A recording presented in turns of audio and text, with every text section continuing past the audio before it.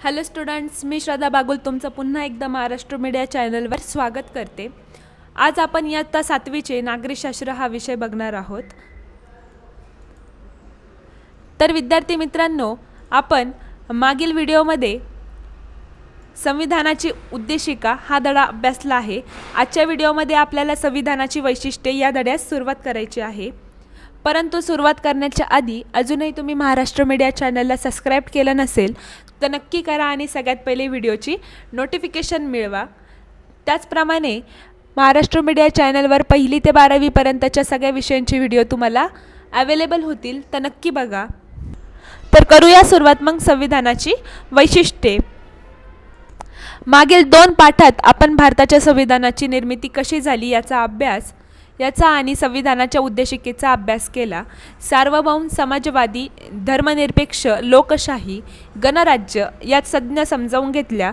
उद्देशिकेत नमूद केलेली ही उद्दिष्टे आपल्या संविधानाची वैशिष्ट्येही आहेत. यांव्यतिरिक्त संविधानाची आणखी कोणती वैशिष्ट्ये आहे आपण हे या पाठामध्ये समजावून घेणार आहे. यामध्ये पहिला मुद्दा आहे संघराज्य.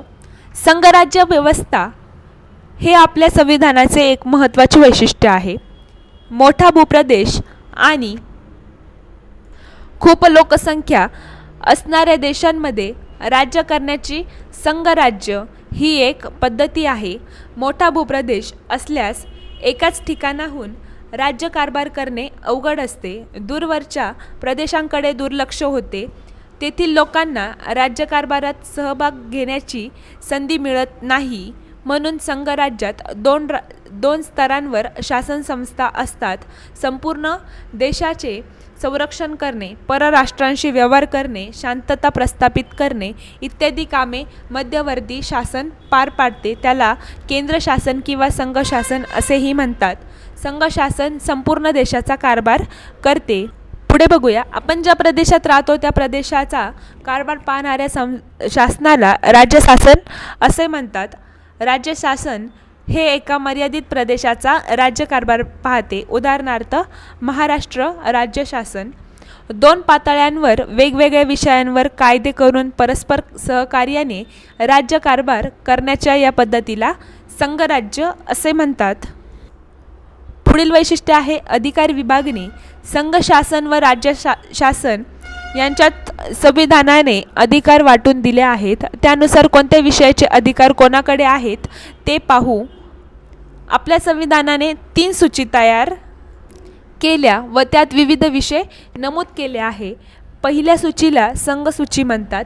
त्यात 97 विषय असून या विषयांवर संघ शासन कायदे करते. राज्य शासनासाठी राज्यसूची असून त्यात 66 विषय आहेत. या विषयांवर राज्य शासन कायदे करते. या 2 सूचींव्यतिरिक्त तिसरी एक समवर्ती सूची असून त्यात 47 विषय आहेत. दोन्ही शासनांना या सूचीतील विषयांवर कायदे करता येतात. या 3 सूचींमध्ये विषयांव्यतिरिक्त एखादा विषय नव्याने निर्माण झाल्यास त्यावर कायदा करण्याचा अधिकार संघ शासनाला असतो.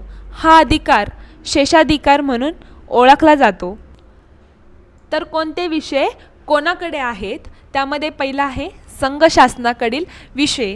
संरक्षण, परराष्ट्र व्यवहार, युद्ध व शांतता, चलन व्यवस्था, आंतरराष्ट्रीय व्यापार इत्यादी. दुसरा आहे राज्य शासनाकडील विषय. शेती, कायदा व सुव्यवस्था, स्थानिक शासन, आरोग्य, तुरुंग प्रशासन इत्यादी. तिसरा आहे दोन्ही शासनांसाठी असणारे विषय. रोजगार, पर्यावरण, आर्थिक व सामाजिक नियोजन, व्यक्तिगत कायदे, शिक्षण इत्यादी. केंद्रशासित प्रदेश, संघशासित किंवा संघशासित प्रदेश. भारतात एक संघ शासन, 28 राज्य शासन किंवा घटक राज्ये आणि 9 संघशासित प्रदेश आहेत. संघशासित प्रदेशांवर संघ शासनाचे नियंत्रण असते. नवी दिल्ली, दमदीव, पुदुच्चेरी, चंदीगड, दादरा नगर हवेली, अंदमान निकोबार, लक्षद्वीप, जम्मू आणि काश्मीर आणि लडाख हे संघशासित प्रदेश आहेत. पुढे बघूया संसदीय शासन पद्धती. भारताच्या संविधानाने संसदीय शासन पद्धतीविषयी तरतुदी केली आहे. संसदीय शासन पद्धती म्हणजे राज्यकारभाराची अशी एक पद्धत की जेथे संसदेला म्हणजेच कायदेमंडळाला निर्णय घेण्याचे सर्वश्रेष्ठ अधिकार असतात. भारताच्या संसदेत राष्ट्रपती, लोकसभा व राज्यसभा यांचा समावेश असतो. प्रत्यक्ष कारभार करणारे मित्रमंडळ लोकसभेतून निर्माण होते व ते आपल्या कामगिरीसाठी लोकसभेला जबाबदार असते. संसदीय शासन पद्धतीत संसदेत होणाऱ्या चर्चा, विचार विनिमयांना महत्त्व असते. पुढे बघूया स्वतंत्र न्यायव्यवस्था. भारताच्या संविधानाने स्वतंत्र न्यायव्यवस्थेची निर्मिती केली आहे. वादग्रस्त प्रश्नांची जेव्हा आपापसात सोडवणूक होऊ शकत नाही तेव्हा ते न्यायालयाला सादर केले जातात. न्यायालय दोन्ही बाजूंचे म्हणणे ऐकून घेऊन त्यात अन्याय झालेला असल्यास तो दूर करून निवाडा करते. हे काम निरपेक्षतेने होणे आवश्यक असते. न्यायालयावर कोणताही दबाव येऊ नये म्हणून संविधानाने न्यायमंडळ अधिकाधिक स्वतंत्र ठेवण्यासाठी अनेक तरतुदी केल्या आहे. उदाहरणार्थ, न्यायाधीशांची नेमणूक शासनातर्फे होत नाही तर राष्ट्रपतींकडून होते. न्यायाधीशांना सहजपणे पदावरून दूर करता येत नाही. पुढे आहे एकेरी नागरिकत्व. भारताच्या संविधानाने भारतातील सर्व नागरिकांना एकच नागरिकत्व बहाल केले आहे, ते म्हणजे भारतीय नागरिकत्व होय. संविधानातील बदलाची पद्धती. संविधानात नमूद केलेल्या तरतुदींमध्ये परिस्थितीनुसार बदल किंवा दुरुस्ती करावी लागते, परंतु संविधानात वारंवार दुरुस्ती केल्यास अस्थैर्य निर्माण होऊ शकते. म्हणून कोणताही बदल करताना तो पूर्ण विचारांती व्हावा यासाठी भारताच्या संविधानातील बदलाची संपूर्ण प्रक्रिया स्पष्ट केली आहे. संविधानात कोणताही बदल करायचा झाल्यास तो याच प्रक्रियेने करावा लागतो. संविधानातील बदलाची ही प्रक्रिया अतिशय वैशिष्ट्यपूर्ण आहे.